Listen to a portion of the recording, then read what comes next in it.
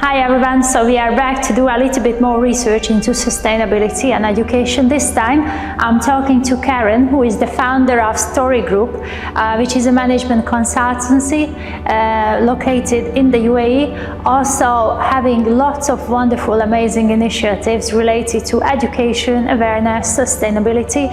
So we'll talk mindset and we'll have some very interesting, sparkling moments about magic. So Karen, it's really a pleasure having you and getting to know you and meeting you. And before getting ready for this podcast, I read a little bit about the Storey Group and I got very excited, reading all kinds of things on your website and how it's structured. One of the things that really got my attention was when it says strategic logic infused with magic coming from curious mindsets is what we are trying to create from. So can you tell me more about this part? Absolutely, and thank you so much for inviting me today.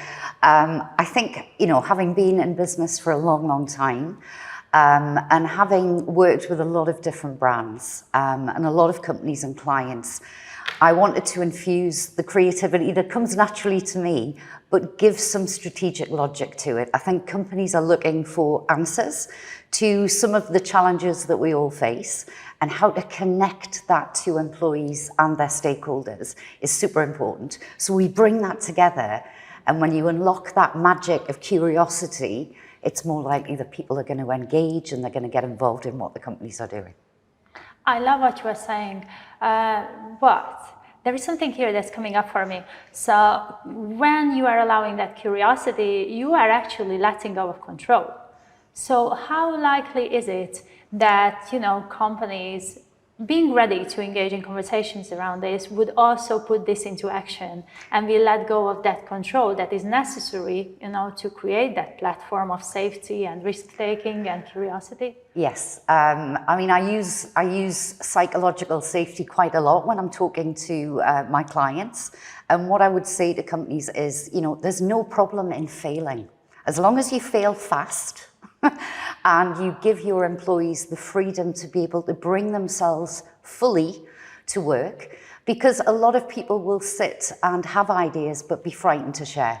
So I think if we can make sure that curiosity, and the curiosity that we all had when we were kids, and we would dream big, we've got to unlock that in the workplace. We've got to make people feel that it's safe to have ideas regardless of how out there those ideas are. They have to feel that they're going to be listened to, those ideas are valued, and that when they are challenged, they're challenged in a really constructive way.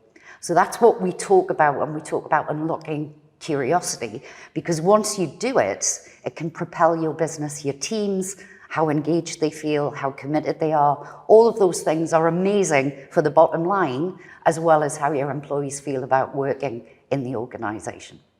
I really love that, and I just required, several moments when I was a full-time employee, and some of those moments I didn't really feel I'm fully present, and some of those days as well. And also, one of the things that we know about the UAE is that they are early adopters. Like everybody living here, they live a very dynamic life, being very creative, very open-minded, very much open to collaboration and new ideas and innovations and failing early. But it also comes more to the technological side of it, and we don't really think of mindset when we think of sustainability and long-term goals. So here is a question for you, which is UAE specific. First of all, what kind of industries do you see in that row of early adopters where they say that, yes, we are inviting this idea and we really want to engage in this meaningfully, taking actions, following up, creating something long-term? Which industry is it? And the second is would it also depend on the size of the company at times? Okay, there's a lot in that question. I think the reason that I love the UAE is the fact that they are really early adopters. I've seen over the last, I've been here for 27 years, but even over the last 5 years, the amount of small, medium and large organizations who are really going to be helping to fuel, we've got COP28 coming up, we've got the year of sustainability that we're heavily in now. I think the UAE have created a platform for small businesses even myself, in terms of the sustainability projects that I've brought into the market, the amount of support that you get, the amount of not only financial support, but actual boots on the ground support is crucial.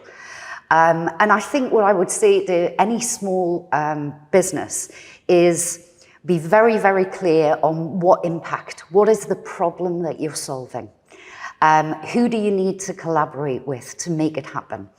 And I think a lot of early small businesses get very stuck and sometimes can be scared to take risk. And I think tapping into coaches, mentors, learn from people that have done it before, I think is key to getting it to be successful. In the UAE, as you know, we've got an amazing community of sustainability-driven entrepreneurs.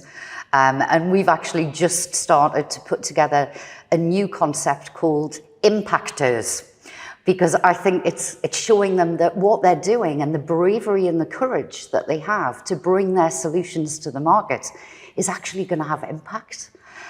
So for me, it's about giving them support, making sure that people collaborate, not work in silos, and even for large organizations that have got amazing innovations around renewable energy, bamboo biomass, waste to energy, my tree projects, all of them collectively are helping us actually make a big difference right out of the UAE, which is amazing.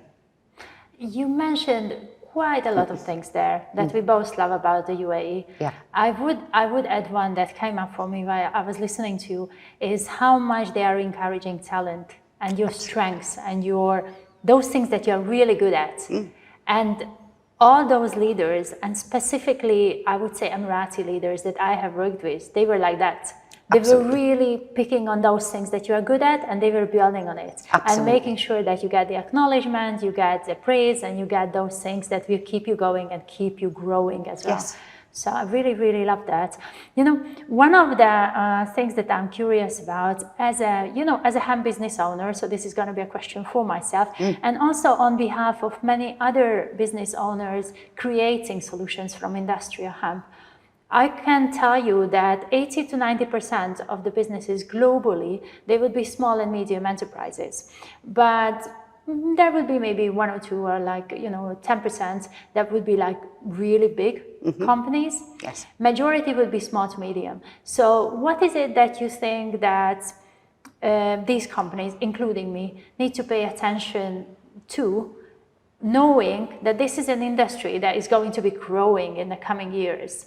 And we might need to upskill, we might need to grow, we might need to, embrace all those challenges coming our way.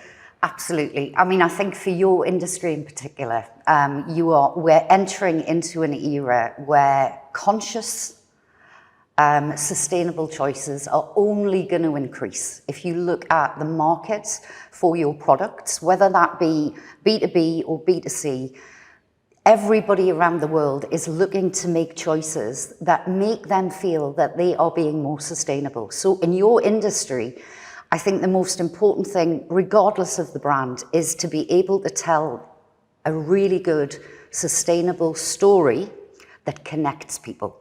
People want to work with brands that care about the things that they care about the most. And there's nothing that we all care about more than anything than humanity, the planet, and where we call home. So I think as long as you can take your customers on that journey with you, really connect to them, that your passion is their passion, then you're going to build brand loyalty.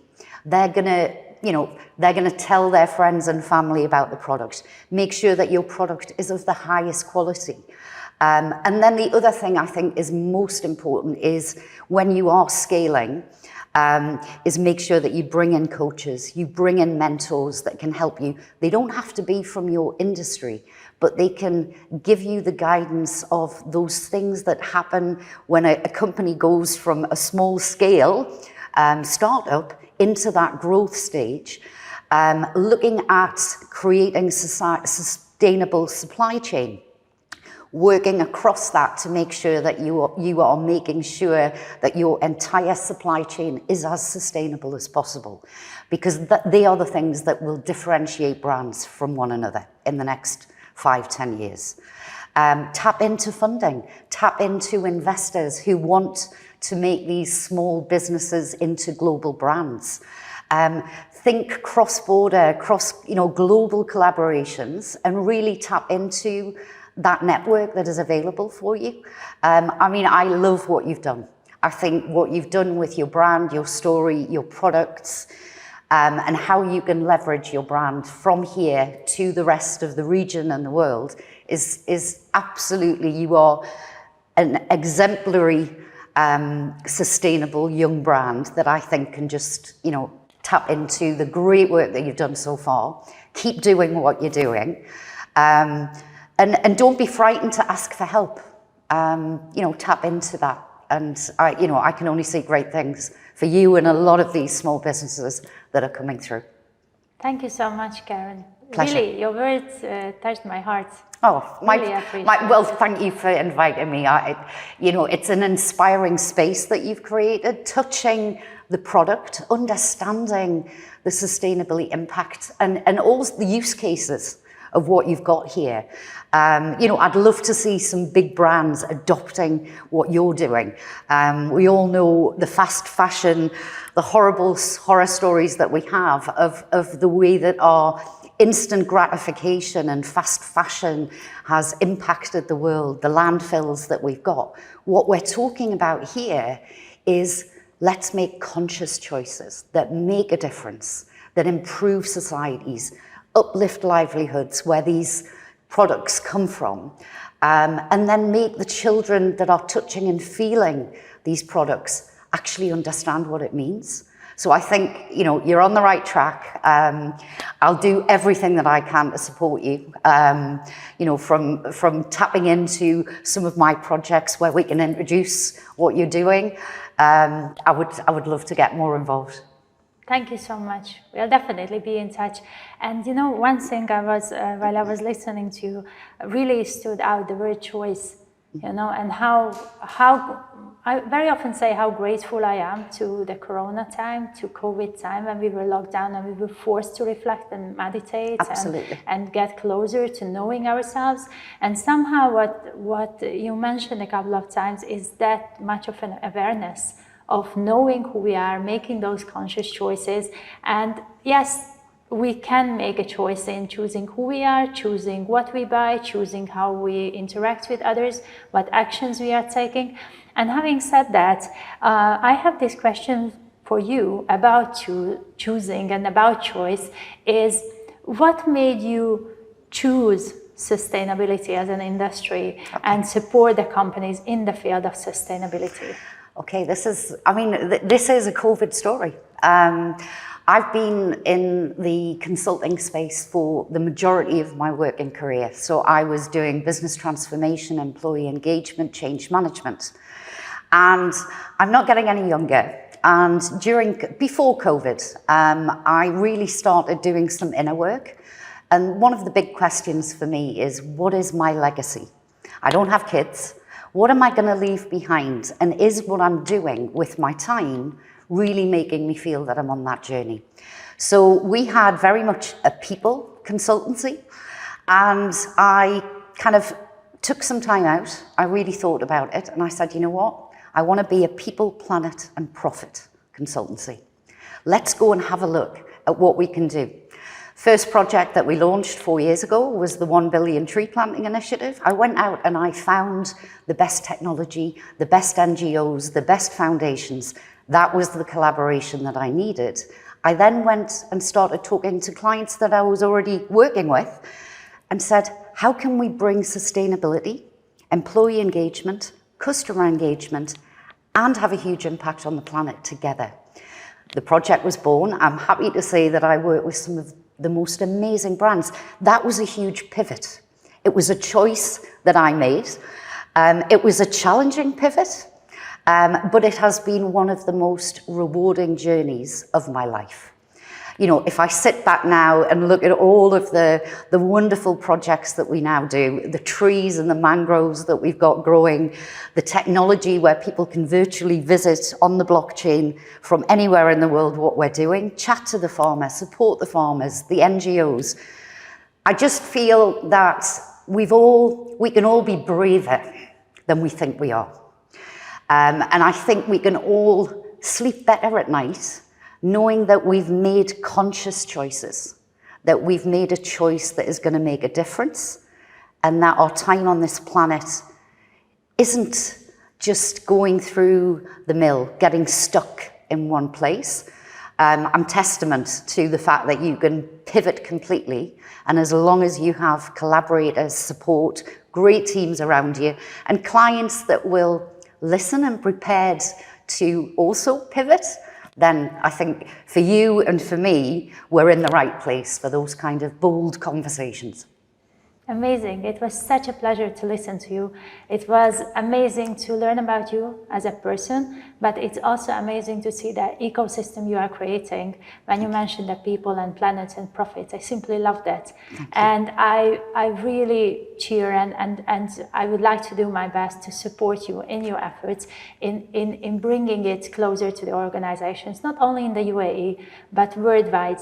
Because every organization deserves this kind of thinking, and every employee deserves access to an organization that puts this as a priority: people, planet, and profit. Absolutely. One triple bottom line all the way, Beatrice.